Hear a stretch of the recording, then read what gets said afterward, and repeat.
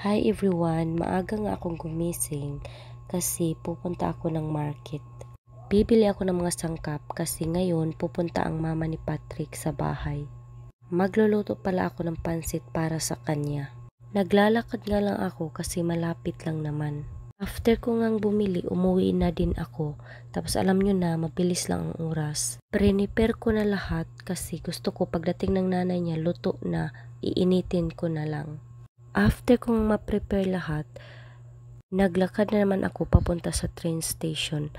Dahil nga maaga-aga ako, so naghintay na lang muna ako. May unang ang train na yellow. Akala ko dyan na sumakang nanay niya. Hindi pa pala. Excited lang ang person. Maya-maya nga dumating na naman yung red na train. Tapos mabilis ko din naman siyang nakita. Ito yung sa story na sinabi ko, nag-stay ng 3 days sa akin. Magkasama kami. Yung 3 days na yun, gumala kami kahit saan. Pagdating nga niya, ay dinala ko na siya sa bahay kasi may dala siyang bag. Mga 11 AM, gumayak na din kami. Sumakay muna kami ng train papunta doon sa boat na pupuntahan namin. Kasi ang unang araw na plano niya pala is may boat trip kami. Ito na nga, ready na nga ang person. Tapos ito na yung ticket. Tapos dyan, katabi ko pala siyang umupo. Pagdating namin doon sa train station, kailangan muna namin maglakad ng kunti para makarating doon sa boat. Ang lakas-lakas pa naman niyang maglakad. Hinahabol ko siya, day. Finally guys, we're in na.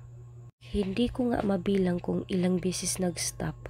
Basta ini-enjoy ko na lang talaga yung view. Every city kasi, nag-stop yung boat. Napakalaki talaga ng lake dito sa Constance. Kita nga kami yung lumilipad. Tapos iwan ko, nakalimutan ko yung pangalan niyan. Ang ganda daw dyan, sabi ng mama niya. Nagbi-video lang ako, nagpi-picture. Tapos nung nagutom na kami, ayan, kumain muna kami sa loob lang din ng boat. Sobra ko ngang na-enjoy talaga ang boat trip namin. Tapos hindi masyadong malamig. Ang ganda talaga pag summer sa Germany. Kasi ang dami mong mapupuntahan.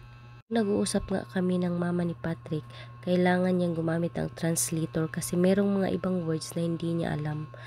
Tapos yun, tapos na nga yung after 5 hours ata yun na trip namin. Pagbaba nga namin dahil out na ni Patrick, sinundo niya kami. Nahihiya nga ako kasi yung mama niya sa likod siya umupo. Sabi niya ako lang daw sa front, siya sa likod daw. Kaya hinayaan ko na lang siya. Kayo makikita niyo dito. Yan, bilis niyang pumasok, day. Pagka kinabukasan, maaga din kaming umalis ng bahay, day. Sa pangalawang araw nga ng mama niya, mag-explore daw kami sa garden. Siya pala ang nag-drive, tapos si Patrick pala nung nag-work siya, nag-bike lang kasi yung sasakyan niya, ginamit namin. Kasi galing sa bahay, I think mga 1 hour and a half ang biyahe namin. Pasok nga namin guys, agad-agad na kami pumunta doon sa mga butterfly. At yan yung butterfly dumapo sa akin, ayaw lumipad. Nang bisis ko siyang tinaboy, ayaw talaga niya. Napakadaming butterfly nga, para unong uod pa siya hanggang sa lumaki na siya. Diyan sa loob ng ano na yan, place na yan. Puro butterfly lang talaga. Paglabas naman namin, pumunta na naman kami doon sa mga ibon. Iba't ibang uri ng ibon. Kalimutan ko yung name ng garden na to. Napakaganda at saka napakalaki. Pumasok nga kami sa church, tapos yan, nagpicture ako at saka nagvideo dyan. Kasi ang ganda ng church nila dyan. Ang dami ng magagandang tanawin na makikita mo dito. Mga hayop. Tapos yung kambing doon hinahawakan. Ito naman yung grapes na ginagawang wine. Tapos sa baba naman yan, mga halaman. Sabi ko talaga babalik ako dito, tapos magdi-dress ako, rarampa ako dyan.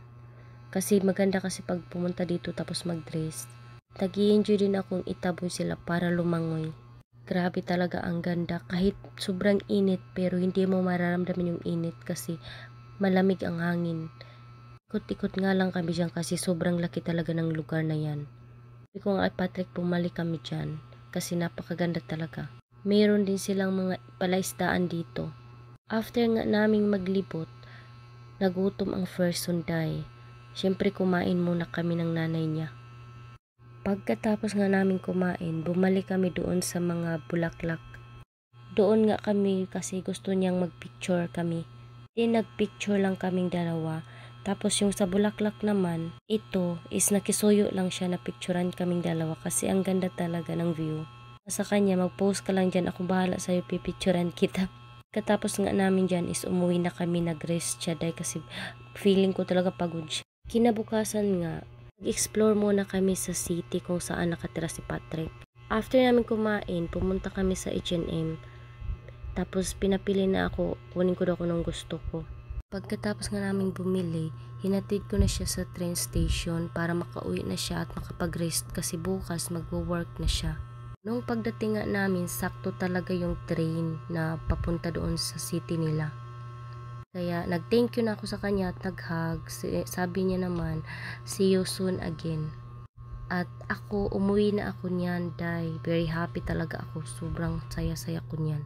Pagdating nga sa bahay, sinukat ko na yung mga binili niya para sa akin.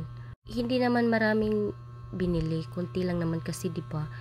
Ano lang 'yun, kumbaga respeto lang ba? Kasi mahiya naman tayo. Uy, Diyos ko. Hindi ko pa naman ugali na may bumili ng damit ko. Pero kasi 'yun sabi ni Patrick, dapat irespeto ko yung mama niya kung maibigay. Tanggapin ko lang daw. Hanggang dito lang muna. Thank you guys and God bless you all.